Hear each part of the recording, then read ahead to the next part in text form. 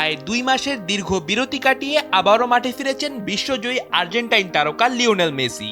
প্রাক মৌসুম প্রস্তুতি ম্যাচে ইন্টার মায়ামির হয়ে মাঠে নেমেছিলেন তিনি, যেখানে প্রতিপক্ষ ছিল পেরুর ক্লাব আলিয়ানজা লিমা।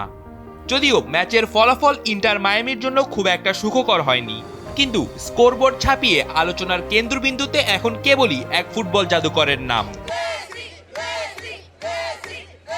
পেরুর রাজধানী লিমা এখন যেন উৎসবের নগরী। প্রিয় ফুটবলারকে এক নজর দেখার নেশায় লিমার ইন্টারকন্টিনেন্টাল হোটেলের সামনে যেন জনসমুদ্র উপচে পড়ছে।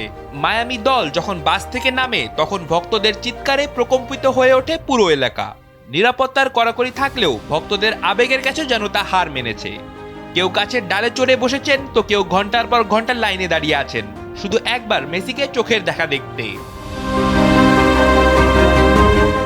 ছোট বড় সব বয়সী ভক্তের হাতে দেখা গেছে মেসির ছবি, আর্জেন্টিনার জার্সি আর খুদে জাদুকরের আদরে তৈরি বিশেষ পুতুল।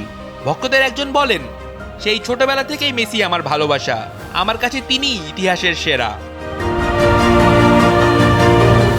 নিজের হাতে লেখা একটি চিঠি প্রেস টিমের মাধ্যমে মেসির হাতে পৌঁছে দিতে পারায় কান্নায় ভেঙে পড়েন এক কিশোর ভক্ত। তার ভাষায়, মেসিকে ভালোবাসা দিতে পারাই আমার জীবনের সবচেয়ে বড় প্রাপ্তি। প্রিয় ভক্তের আবেগ ফেরাতে পারেননি মেসিও। উপহার হিসেবে মিলেছে ম্যাচের কাঙ্ক্ষিত টিকিট। প্রাক মৌসুম এই সফর যেন আবারও মনে করিয়ে দিল, মেসির কোনো নির্দিষ্ট দেশ নেই, পুরো ফুটবল বিশ্বই তার ঘর। রাফিদ বিন ইসলাম, সময়ের আলো।